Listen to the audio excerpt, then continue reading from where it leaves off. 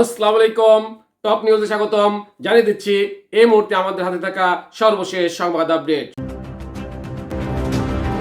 শুরুতেই থাকছে সর্বোচ্চ ক্ষমতা প্রয়োগ করে গুলির নির্দেশ দেন সাবেক ডিএমপি কমিশনার হাবিব। এরপরে থাকছে জাহাঙ্গীর বিশ্ববিদ্যালয় নিয়ে কুরুচিপূর্ণ বক্তব্য, বিতর্কিত বক্তা আমির হামজাকে উকিল নোটিশ। সর্বশেষে থাকছে যে ডলার আছে তা বাংলাদেশের আপৎকালীন সময়ের জন্য পর্যাপ্ত নয়, অর্থ উপদেষ্টা।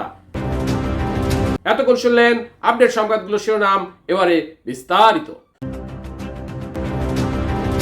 সর্বোচ্চ ক্ষমতা প্রয়োগ করে গুলি নির্দেশ দেন সাবেক ডিএমপি কমিশনার হাবিব। জুলাই গণ অভ্যুত্থানের সময় সর্বোচ্চ ক্ষমতা প্রয়োগ করে পুলিশকে গুলি করার নির্দেশনা দিয়েছিলেন তৎকালীন ডিএমপি কমিশনার হাবিবুর রহমান। 2024 সালের 17 জুলাই বেতার বার্তায় তিনি এই নির্দেশনা দিয়েছেন। সেই বেতার বার্তাটি আজ মঙ্গলবার আন্তর্জাতিক অপরাধ ট্রাইব্যুনাল 1-এ শোনানো হয়। আজ ট্রাইব্যুনালে সাক্ষী দিয়েছেন ASI Kamrul Hasan. Wireless operator হিসাবে ডিএমপির ক্রাইম কমান্ড অ্যান্ড কন্ট্রোল সেন্টারে কর্তব্যরত রয়েছেন তিনি। ট্রাইব্যুনালকে কামরুল বলেন, ডিএমপি কমিশনারের এই ওয়্যারলেস বার্তাটি তিনি বার্তাবাহক হিসাবে ঢাকার পুলিশের কাছে পাঠিয়ে দেন। অডিও বার্তায় ডিএমপি কমিশনারকে বলতে শোনা যায়, আমাদের সকল অফিসার যে যেখানে আছেন, ডিউটি করছেন, আমাদের নিজের জীবন সম্পদ রক্ষা করা, অফিস আদালত রক্ষা, জনগণের জীবন সম্পদ রক্ষা করার জন্য আপনার সর্বোচ্চ ক্ষমতা প্রয়োগ করতে পারেন। আমি বারবার বলেছি, নির্দেশ দিয়েছি, আপনাদের স্বাধীনতা দিয়েছি, যেখানে যেমন সিচুয়েশন সেভাবে আপনারা করবেন। আপনারা নিলিং পজিশনে গিয়ে হাঁটু গেড়ে কোমরের নিচে আপনারা গুলি করে দিয়ে পরিস্থিতি নিয়ন্ত্রণে আনবেন। ওভার। জাহাঙ্গীর বিশ্ববিদ্যালয় নিয়ে কুরুচিপূর্ণ বক্তব্য, বিতর্কিত বক্তা আমির হামজাকে উকিল নোটিশ। জাহাঙ্গীরনগর বিশ্ববিদ্যালয় নিয়ে সম্মানহানিকর, কুরুচিপূর্ণ ও মিথ্যা মন্তব্যের অভিযোগ তুলে বিতর্কিত ধর্মীয় বক্তা আমির হামজাকে আইনি নোটিশ পাঠিয়েছেন সুপ্রিম কোর্টের আইনজীবী শিহাবুদ্দিন খান। তিনি জাহাঙ্গীরনগর বিশ্ববিদ্যালয়ের সাবেক শিক্ষার্থী ও সিনেট সদস্য।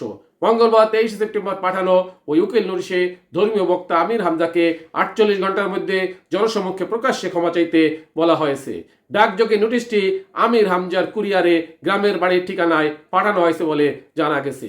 গণমাধ্যমকে আইনজীবী শিহাবুদ্দিন খান জানিয়েছেন, জামাত ইসলামের কুষ্টিয়া শাখার নেতা মুফতি আমির হামজাকে প্রকাশ্যে ক্ষমা চাইতে আইন নোটিশ পাঠানো হয়েছে।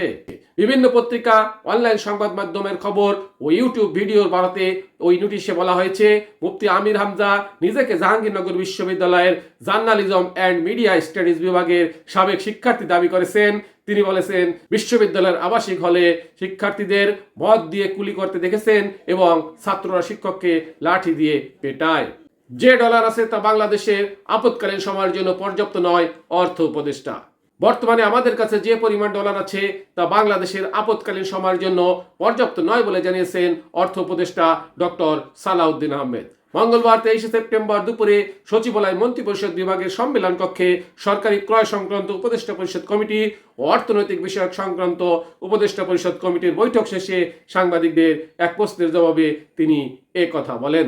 ডলারের ডিমান্ড তো কমে যাচ্ছে, সেই হিসাবে ডলারের দামও কমে যাওয়ার কথা, কিন্তু বাংলাদেশ ব্যাংক বাজার থেকে $2 বিলিয়ন নিয়েছে দাম একই পর্যায়ে রাখার জন্য।